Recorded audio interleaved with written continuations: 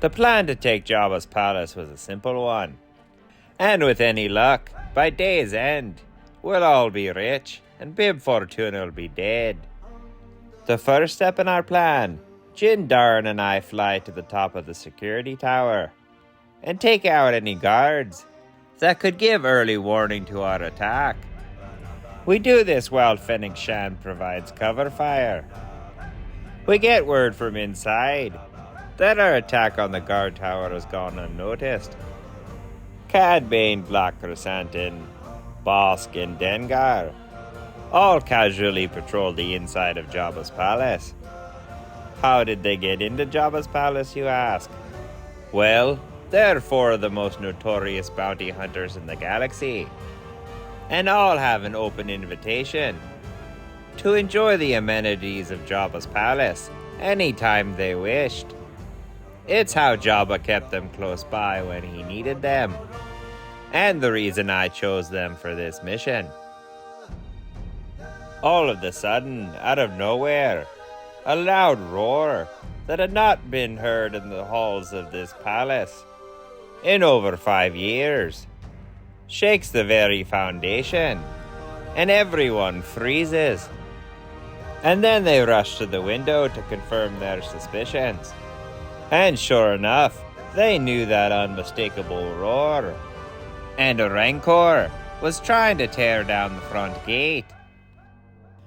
Cad Bane and the others knew that was their cue, while everyone in the palace watched the Rancor rampage. My crew took out the guards, who weren't presently trying to figure out how to stop the rampaging monster at their front door, then proceeded to make their way down to Jabba's treasure vault, which wasn't very hard. Most of the palace was in a panic. The Rancor managed to lift the front gate. People ran in all directions, and everyone with a blaster fired it wildly in the direction of the Rancor, which only made it more angry, and apparently more hungry. Meanwhile, Jin Darn and I fought our way down from the guard tower, Mando taking on most of the opponents, so I can get to my target faster. And as I make my way through the halls of Jabba's palace, I can't shake the feeling that this is too easy.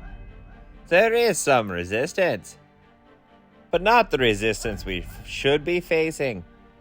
And my curiosity gets the better of me. I pull one of Bib Fortuna's thugs to the side and ask why it's so easy to get to their boss. The scared guard tells me that Bib Fortuna's been running Jabba's business into the ground and only keeps a skeleton security force to keep up appearances. I think to myself, that's interesting, and then knock the guard out. No time to think of the ramifications of that. I've got to wrap this up. The guards are starting to get the upper hand on the Rancor, and the crew must be in the vault by now. Once they get the treasure loaded, they won't wait around for me. That security officer is right. All the guards are in the outer layer of defense. Once you break past them, the palace is yours. The shocked look on Bib Fortuna's face when he sees me was worth all this effort by itself. I hear his lips moving and can hear the fear in his voice, but what he's saying is irrelevant. I'm not here for a conversation.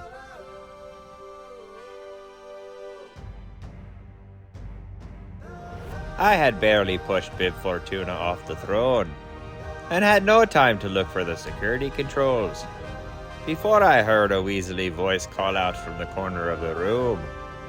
If I may, sir, I am Mock Shays, former Major Domo to Bib Fortuna, and I am offering my service to you, O great Boba Fett.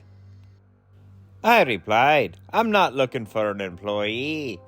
I was looking to kill Bib Fortuna and rob this place. I've already accomplished one of those goals. If you can help with the second one, I might let you live. Mock said, my life? That's a generous offer, sir. I can help you by telling all security to stand down. But I must say, there's no reason for you to rob this palace, because it's yours." Baffled, I asked, "What do you mean mine? Bib Fortuna worked for the Hutts. This organization belongs to them." Mock said, "I'm sorry, sir. I don't mean to correct you. But the entire time Bib Fortuna was in charge, he had no contact with the Hutts. The sanctions the Republic put on Nal Shaddaa has kept the Hutts busy with the Republic and with their own infighting. They haven't thought about Tatooine since the Empire. Bib Fortuna gained power simply by sitting on the throne. These cretins are just looking for someone to follow. I'm sure there'll be no challenge to your authority, the same way no one challenged Bib Fortuna's." That almost made me laugh. I said, "I'm not looking to run this place, or be anyone's new boss. I'm just looking to leave with the treasure." Then I heard the hiss of Bosk's voice. "Well, that there's the problem, Fett. There is no treasure. The vault is empty." I tried to hide the shock in my voice. "That's impossible. When I fell into the Sarlacc, Jabba had enough credits in that vault to finance the economy of a planet." Chrysanthemum howled. "Well, it's empty now, Fett, and I expect to be paid." Mock Shive stepped up. "If you'll excuse the interruption, gentlemen, I can assure you that Bib Fortuna was liberal with his financing, as you can see by the depleted security force. Fortuna was about to go to the Hutts for a loan before you stole his seat." And with that news, everyone began shouting. Well, there were only 4 people yelling. 2 of those people being a Wookiee and a Trodarian made it seem like a whole stadium of people was screaming at me. I just sat there and let them scream. No point wasting my breath, which must have pissed Bosk off to no end, because he was the first one to raise his weapon. "Fett, you'll pay us or we'll kill you. It's that simple," Bosk threatened. And from out of nowhere, Mando appeared with his gun raised, pointed at Bosk. "Fett's wearing Beskar, you aren't. Who do you think will hit the ground first?" Mando said. Now that guns were raised, voices quieted down, so I chose this time to speak. The deal was, we get paid with whatever's in the vault, and nothing's in the vault, so you don't get paid. Visibly disturbed by what I said, Cad Bane stepped forward. "Bobika, with the ruthlessness of the crew you assembled, and the dangers in the job you gave us, you know as well as I do that that answer is not acceptable. Just like I'm sure that everyone around me understands that if you kill someone who owes you money, they can't pay you. Now, by my calculations, based on my standard rates for a job like this, and what was promised, you owe us each 5 million credits.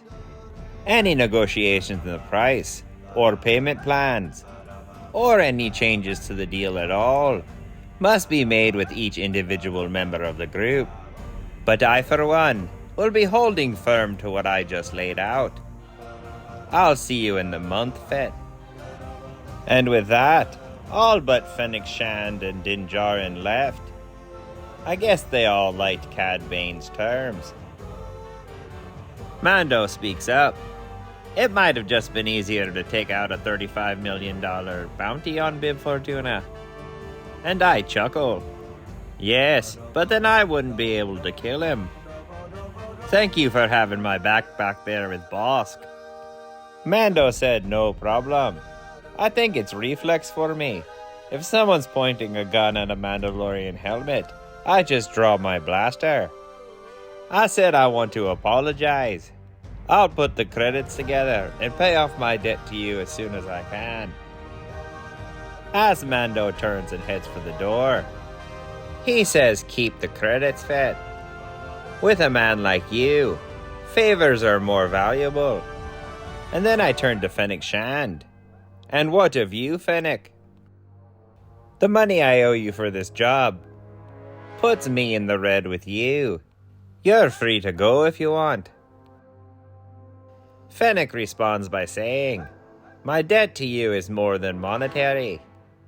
I'll stick around until I save your life a few times. Then we'll talk about what you owe me. For now, let's just figure out how you're going to pay off all those killers.